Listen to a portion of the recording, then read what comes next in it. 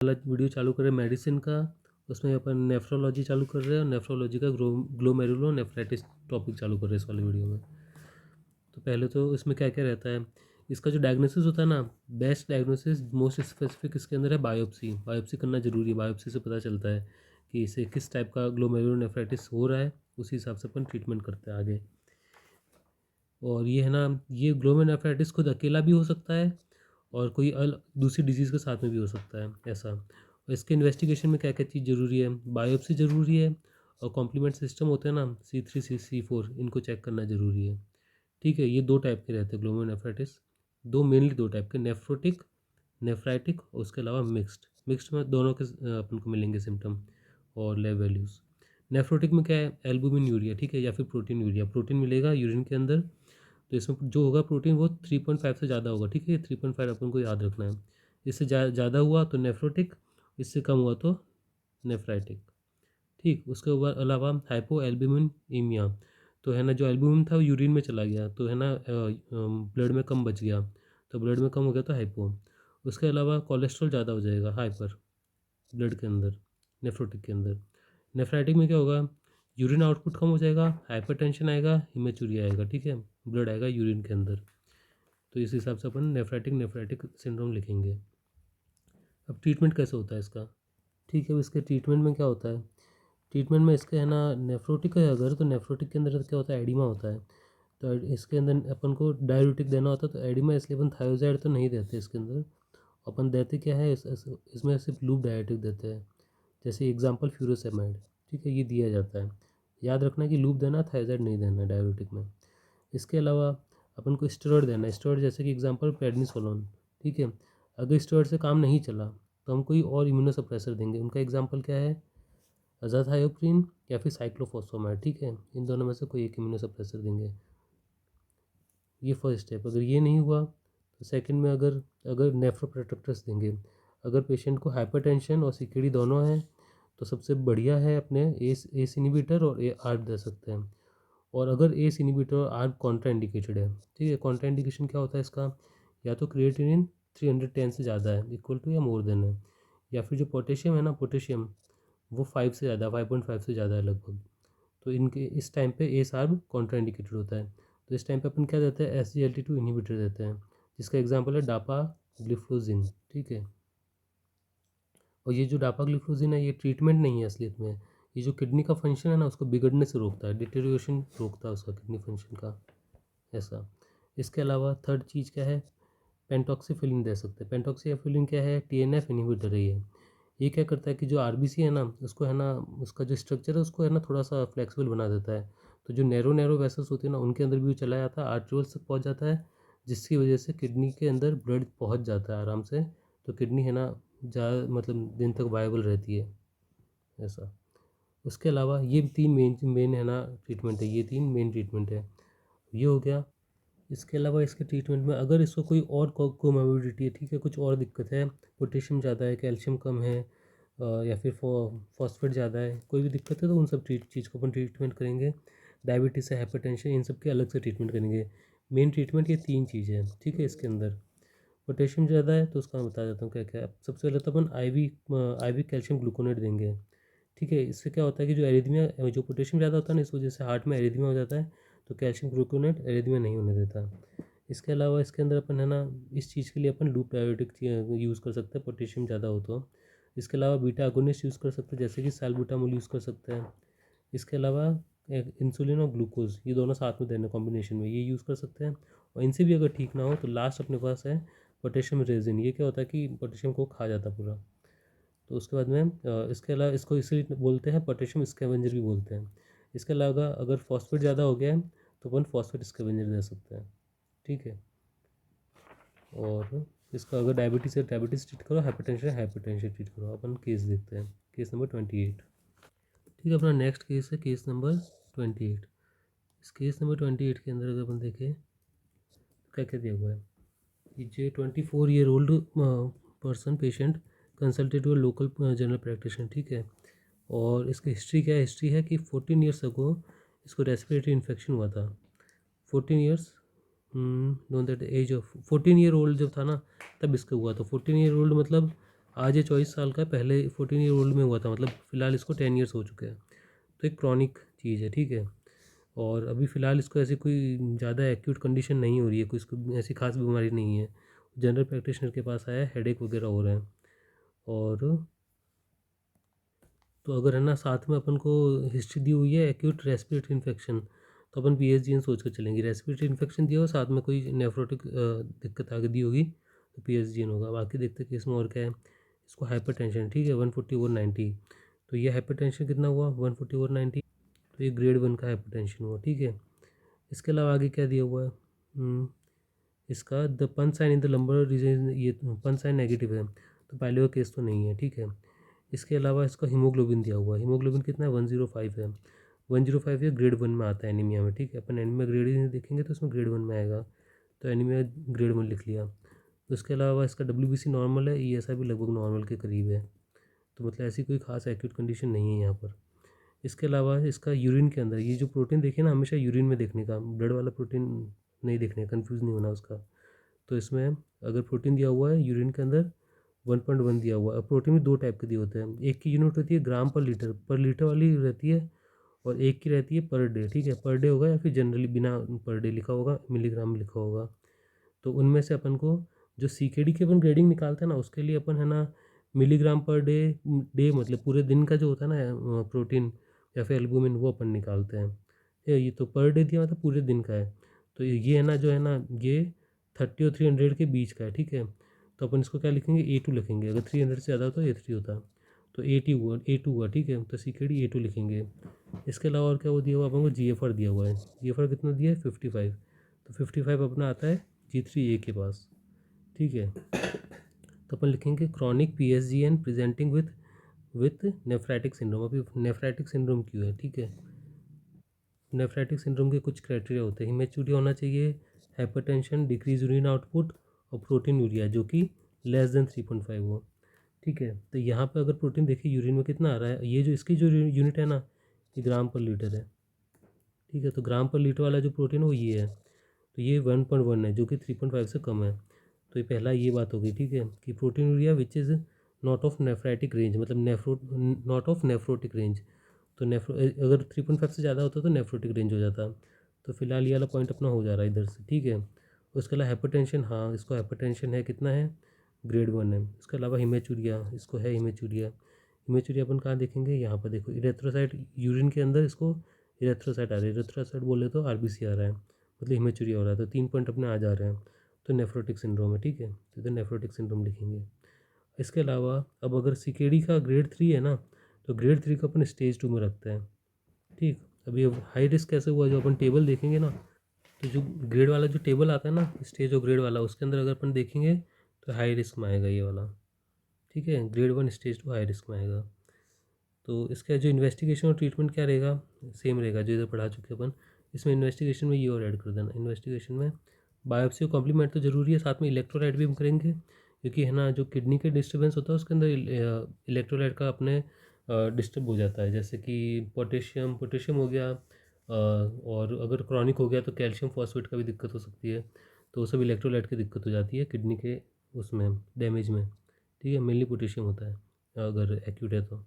और lipid profile है तो ये भी चेंज होता है, क्योंकि नेफ्रोटिक होता है तो उसके अंदर हाइपर लिपिडेमिया हो जाता है, ठीक है, हाइपर कोलेस्ट्रोलेमिया हो जाता है। उस हिसाब से, इस हिसाब से लिपिड प्रोफाइल भी अपन करके रखते हैं। और साथ में कोई और दूसरी दिक्कत हो तो अपन उनका भी इन्वेस्टिगेशन करेंगे। इस केस में तो सिर्फ ये CKD और हाइपरटेंशन है, तो अपन यही करेंगे, सब कुछ इलेक्ट्रोलाइट करेंगे और लिपिड प्रोफाइल करेंगे, उसके बाद बायोप्सी करेंगे, कॉम्प्लीमेंट सिस्टम करेंगे, ठीक है। इसके अलावा अपन ने फास्टिंग ब्लड ग्लूकोज भी किया, क्योंकि इसको हाइपरटेंशन भी है इसको, तो एक रिस्क फैक्टर, इसको हाइपरटेंशन है वो रिस्क फैक्टर आ जाता है। हाइपरटेंशन और डायबिटीज़ अगर दोनों हैं तो कार्डियोवास्कुलर डिजीज़ का रिस्क होगा, इसलिए अपन डायबिटीज़ का भी करते हैं। तो इसके लिए अपन फास्टिंग ब्लड शुगर करेंगे, ठीक है।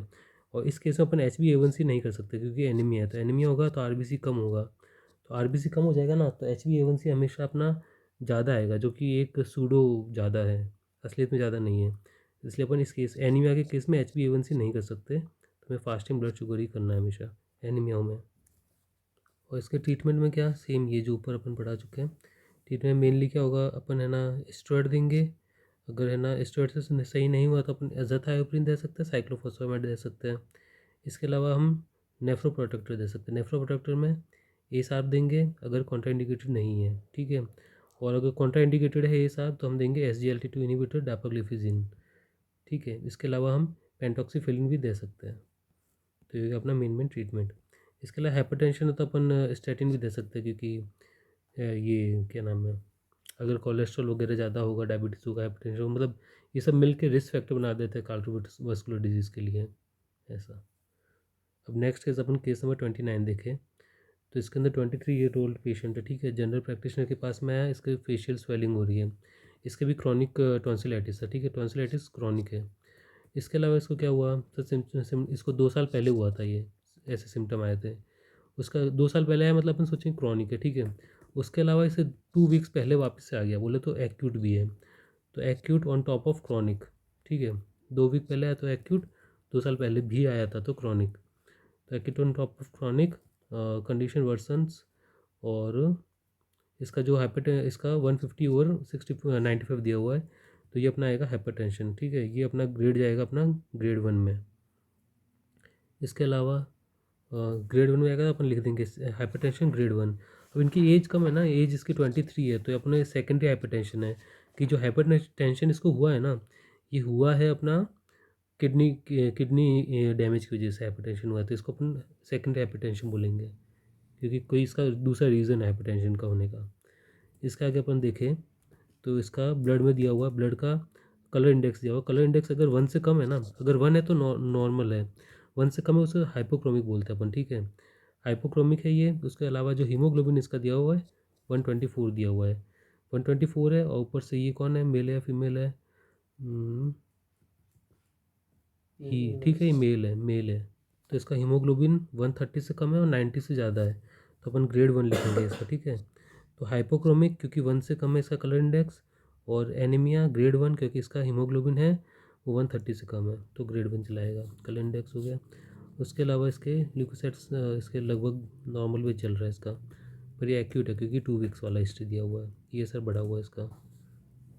अब देखो ये जो केस है ना, ये मिक्स वाला है, ठीक है। इसमें क्या है, नेफ्रेटिक नेफ्रोटिक दोनों है, तो अपन यहाँ पे क्राइटेरिया लिख देते हैं ये सब। अब देखते हैं किससे किसके क्राइटेरिया है। सबसे पहले इसका अपन एल्बुमिन देखेंगे, कितना है 5.4 है, ठीक है। ग्राम पर लीटर वाला यूनिट देखेंगे अपन, 5.4 है, जो कि 3.5 से ज़्यादा है, तो ये जा रहा है नेफ्रोटिक की तरफ। इसके अलावा हाइपो एल्बुमिनीमिया, तो इसका जो ब्लड में एल्बुमिन है ना वो कितना है, ब्लड में दिया हुआ इसका 33%, नॉर्मल होता है 60%, तो ये कम है, तो ये भी अपना जाएगा नेफ्रोटिक की तरफ, ठीक है। इसके अलावा तीसरा क्राइटेरिया क्या है, हाइपर कोलेस्ट्रोलिमिया, इसका कोलेस्ट्रॉल कितना दिया हुआ है, 9 दिया हुआ है, तो ये है मोर देन 8 है, ठीक है। तो इसका जो कोलेस्ट्रॉल है ना वो तो 9 है, अगर 8 से भी ज़्यादा होता है तो उसे हाई रिस्क पेशेंट बोलते हैं। इसका 9 है, मतलब अच्छा खासा ज़्यादा है, तो इसके ब्लड में कोलेस्ट्रॉल ज़्यादा है, तो इसे बोलेंगे हाइपर कोलेस्ट्रॉलीमिया। तो तीनों क्राइटेरिया नेफ्रोटिक के फुलफिल हो रहे हैं। इसके अलावा नेफ्राइटिक के देखें तो यूरिन के बारे में ऐसा कुछ खास दिया हुआ नहीं है, ठीक है। उसके अलावा हाइपरटेंशन देखें तो हाँ हाइपरटेंशन है, 150 इसका सिस्टोलिक। हिमेचूरिया दिया हुआ ब्लड में 20 to 25 RBC आ रहे हैं फील्ड ऑफ व्यू में, ठीक है। तो हिमेचूरिया हो गया, तो है ना नेफ्राइटिक के 2 पॉइंट आ रहे हैं, नेफ्रोटिक के पूरे 3 पॉइंट आ रहे हैं, ठीक है। तो अपन इधर क्या लिखेंगे, acute on top of chronic PSGN, ठीक है, presenting with nephritic with some component of sorry presenting with nephrotic, ठीक है, nephrotic with some component of nephritic, क्योंकि नेफ्रोटिक के तीनों वो पॉइंट आ रहे हैं और नेफ्राइटिक के सिर्फ 2 पॉइंट आ रहे हैं, तो सम कंपोनेंट ऑफ नेफ्राइटिक। इसके अंदर वापस से सेकेंडरी हाइपरटेंशन लिखें क्योंकि 23 ईयर का है, ग्रेड 1 हाइपरटेंशन, और ये सेकेंडरी है ना, तो सेकेंडरी के अंदर स्टेज लिखना ज़रूरी नहीं होता। और वेरी हाई रिस्क इसलिए लिखा है क्योंकि ये है ना A3 जा रहा है इसका, जो अगर अपन GFR देखेंगे ना तो इस केस में देखो अपन को है ना GFR निकालना पड़ेगा, क्योंकि इस केस में GFR नहीं दिया हुआ है, वो CKD के बारे में पता नहीं, लेकिन है ना जी वाली ग्रेडिंग तो नहीं निकाल सकते, लेकिन A वाली जो ग्रेडिंग है ना वो A3 आ रही है। A3 क्यों आ रही है, क्योंकि इसका जो डेली प्रोटीन दिया हुआ है ना यूरिन का, वो कितना दिया हुआ है। तो अभी है ना इसका देखो, इस वाले केस में अगर प्रोटीन दिया होता डेली वाला, पूरे दिन का दिया होता तो अपन उसे लेते, लेकिन अगर दिन का प्रोटीन नहीं दिया हुआ है तो अपन को ग्राम पर लीटर वाले प्रोटीन से करना पड़ेगा। जैसे कि अपन इसमें 5.4 दिया हुआ ग्राम पर लीटर, तो इसको अपन 1000 से इंटू करेंगे, तो 5400 आएगा, ठीक है। ये 1000 से इंटू करते ग्राम वाला होता है उसको, तो ग्राम से वो हो जाता है तो मिलीग्राम में हो जाएगा, ठीक है। इसकी यूनिट जो मिलीग्राम में होती है ए की, तो अपने ये है ना 300 से ज़्यादा है, ठीक है, तो इसको अपन A3 गिनेंगे। तो क्योंकि A3 है तो A3 जो होता है ना उसको अपन वेरी हाई रिस्क में रखते हैं, तो इधर वेरी हाई रिस्क अपन लिख सकते हैं, ठीक है। इसमें स्टेज लिखना जरूरी नहीं क्योंकि ये सेकेंडरी हाइपरटेंशन है। तो ये क्या अपना डायग्नोसिस, इन्वेस्टिगेशन सब कुछ सेम टू सेम है, लेकिन इसमें क्या है, इसमें GFR नहीं दिया हुआ, तो इसमें अपन है ना क्रिएटिनिन निकालेंगे अपन इन्वेस्टिगेशन में, जिससे कि अपन GFR निकाल सकें। उसके अलावा एनीमिया है इसको पेशेंट को, तो एनीमिया की जो भी इन्वेस्टिगेशन होता है, आयरन, फेरेटिन, TIBC, ट्रांसफेरिन, ठीक है, ये सब अपन करेंगे। बाकी इन्वेस्टिगेशन सेम बिल्कुल ऊपर जैसा। उसके अलावा अपन ट्रीटमेंट में क्या करेंगे, सब कुछ सेम, वही स्टेरॉइड देंगे, इम्यूनोसप्रेसर देंगे, हाइपरटेंशन है तो नेफ्रोप्रोटेक्टर्स, एस आर्ब नहीं हुआ तो डापाग्लिफिजिन दे देंगे, ठीक है। साथ में ये नेफ्रोटिक है इसके अंदर, तो नेफ्रोटिक के अपन लूप डायोटिक देते हैं, ठीक है, ये एक एक्स्ट्रा चीज़ है, नेफ्रोटिक के लिए लूप डायोटिक देते हैं। हो गया अपना ये वाला केस। अब केस नंबर 30, इसके अंदर देखो 37 ईयर ओल्ड पेशेंट दिया हुआ, हेडेक हो रहा है, ठीक है। इसको हेडेक अपेयर्स 2 ईयर्स अगो, ठीक है, हेडेक बहुत 2 साल पहले से आ रहा है, तो क्रॉनिक केस है ये, ठीक है। इसको भी टॉन्सिलाइटिस हुआ था, he associates it with past tonsillitis, को पहले कभी टॉन्सिलाइटिस हुआ था, तो ये भी PSGN का केस हो गया। और इसको कोई एक्यूट नहीं हिस्ट्री नहीं है, पुरानी हिस्ट्री है, तो अपने से लिखेंगे क्रॉनिक PSGN प्रेजेंटिंग विथ, अभी नेफ्राटिक है वो देखते हैं। नेफ्राटिक का क्या क्या हो रहा है इसके अंदर, यूरिन के बारे में कुछ दिया हुआ नहीं है खास, ठीक है। उसके अलावा अगर अपन इसका हाइपरटेंशन देखें तो हाइपरटेंशन दिया हुआ है इसका 160 दिया हुआ है, तो हाइपरटेंशन लिखेंगे ग्रेड 2, ठीक है। ये भी सेकेंडरी हाइपरटेंशन है क्योंकि ये किडनी के डैमेज की वजह से हो रहा है। इसके अलावा हिमेचूरिया, ये मीट स्लोप लेके ना, ये कोला कलर यूरिन जो अपन बोलते हैं वो है, तो ये अपना हिमेचूरिया हो गया। इसके अलावा हिमेचूरिया के लिए अपन को erythrocyte 10 to 15 in the field of view लिखा हुआ, तो ये भी हिमेचूरिया बता रहा है, तो 2 पॉइंट हो गया। इसके अलावा प्रोटीन यूरिया देखें अपना ग्राम पर लीटर वाला प्रोटीन, तो 0.88 दिया हुआ है जो कि लेस देन 3.5 है, तो ये भी नेफ्राइटिक सिंड्रोम में आया। तो नेफ्राइटिक के अपने 3 पॉइंट आ रहे हैं, तो अपन इसे नेफ्राइटिक सिंड्रोम बोलेंगे, तो nephritic syndrome. Complicated by CKD कैसे, अपन इसका GFR देखेंगे, ठीक है। GFR देखा अपन ने, तो कहाँ दिया हुआ है, ठीक है, GFR इसका 58 है, ये रहा 58 है, तो ये आएगा अपना G3A के अंदर। अब इसका अपन डेली प्रोटीन देखेंगे, ठीक है, क्योंकि ए के लिए अपन डेली प्रोटीन देखते हैं, जी जो CKD का ए होता है उसके लिए डेली प्रोटीन देखते हैं, वो ना हुआ तो अपन ग्राम पर लीटर लेते हैं। इसके अंदर डेली प्रोटीन दिया हुआ 500, तो 500 आएगा, तो मोर देन 300 है तो अपन इसे A3 बोलेंगे, तो A3 लिख दिया। इन्वेस्टिगेशन इसका सेम टू सेम वो का वो, ट्रीटमेंट सेम टू सेम वो का वो जो उन ऊपर वालों में हुआ है। और इस केस में इन्वेस्टिगेशन में लिपिड और अल्ट्रासाउंड दिया हुआ है, तो अपन को लिपिड इस केस में नहीं करना है क्योंकि दिया हुआ केस के अंदर, बाकी वही सेम टू सेम ऊपर वाले इन्वेस्टिगेशन और ट्रीटमेंट होंगे इसके अंदर। अल्ट्रासाउंड बोल दिया।